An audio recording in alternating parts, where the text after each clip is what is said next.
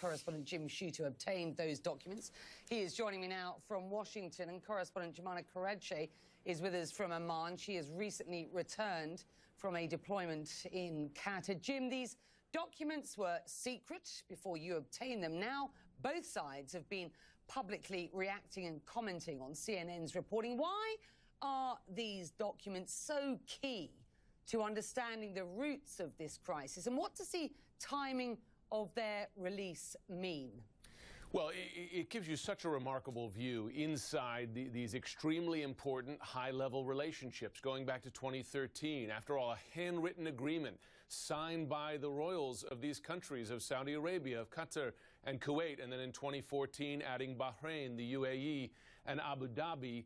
At the most senior levels, you see that for a number of years now, there have been deep, deep disagreements about who is responsible for what. And in fact, not too thinly veiled accusations, many of them directed at Qatar, for continuing to support opposition groups, deviant groups as they're described in here, including, it appears, terrorist groups, opposition groups within the countries in the Gulf region, other groups outside the region in Egypt, Yemen, and elsewhere.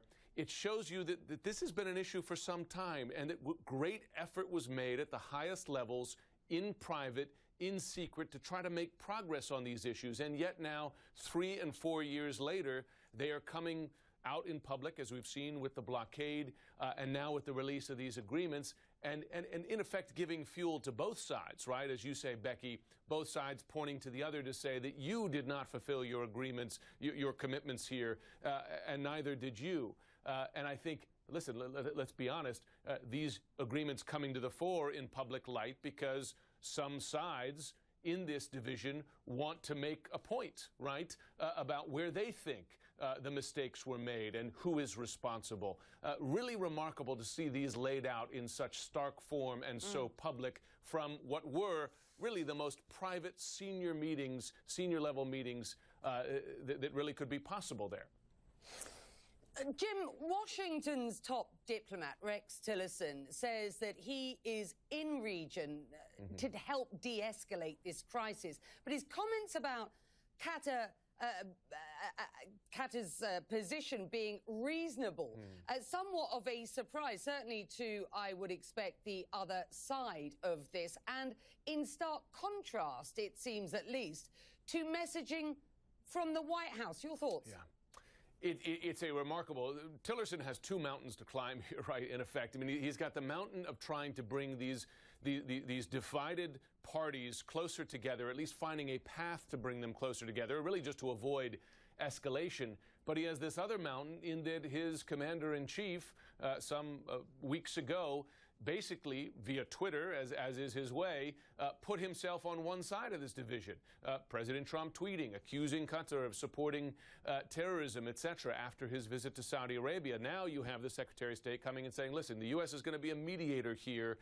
He's not saying explicitly ignore what the president said, but to sit down there next to the Emir of Qatar and call their positions reasonable, you can't have a more diametrically opposed position to what your commander-in-chief said just a number of weeks ago. And this, as you know, Becky, and we've talked about this on a number of things, is a frequent dynamic here where the president will go one way and his senior staff will go another.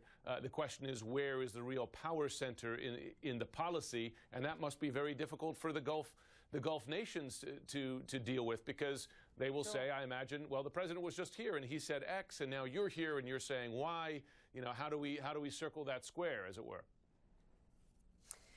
Jumana, you were in Doha recently for an extended period reporting on this crisis. Rex Tillerson told Qatar that he's around these parts as everyone's friend. Have a listen. Yes, I'm here as a friend to the region. I'm here as a friend to the region, he said. He may be the only friendly face around them at this point. There is really no love lost here in region at present. What has changed in what was this once close GCC club? Well, I think it's very interesting, Becky, to see, the changes. If you look at these documents that Jim has been reporting on, it's interesting to see what Qatar seemed to agree to in 2013, 2014.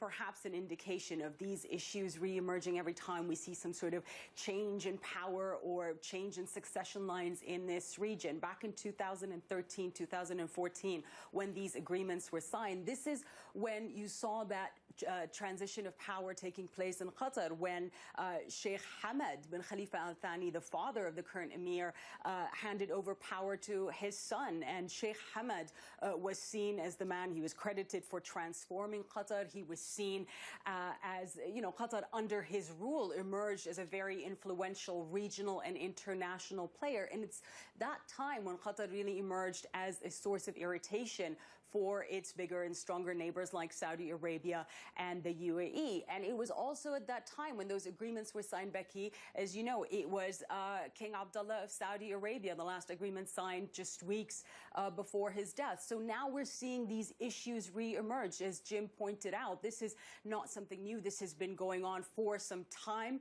And this is at a time we're seeing this change in Saudi Arabia right now with the new crown prince coming into power. Some see him as having a more confrontational foreign policy. So you do have people in the region today, for example, some Qataris who are wondering if these countries had these issues with Qatar, if they believed that Qatar was not complying with what it agreed to back in 2013-14. Why is this only coming out 3 years later? Why is it coming out as they're seeing this change in Saudi Arabia and a new U.S. administration, Becky?